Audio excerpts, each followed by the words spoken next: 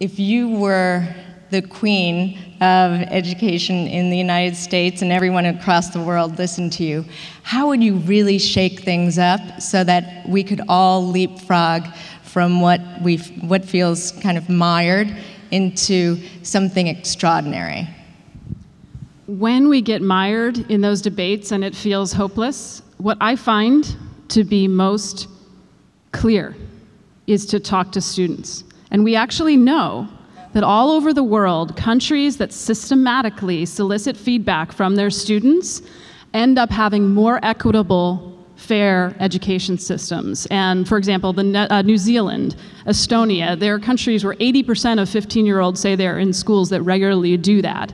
And what you find is that they are these education experts that are just not consulted. So they add like a nonpartisan and passionate voice to the conversation that can break through some of the noise. We know, and the last thing I'll say about this is we know that half of American teenagers have said that they are not routinely challenged in their academic classes. So we know we are underestimating them, and that's a hard problem, but not an impossible problem to solve. How exactly do they listen to students? Because I imagine students will say, well, we're bored, it's not relevant, they make us turn off our phones, and we have to sit in this box that is often airless and unexciting and listen to someone talking. So how would you really shake it up? You have to ask the right questions, right? Or else you'll spend all your time focusing on the cafeteria food, which is important. Well, yes, but the food is horrible in most But schools. I mean, Kim, what do you think? What is a question that you wish your principal had come and asked you?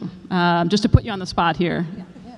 I would want to ask them, almost just basically, what did you learn today? Not just what you were told, not just what you had to write about. What did you learn? Do you feel like you walked out of this classroom knowing a little bit more?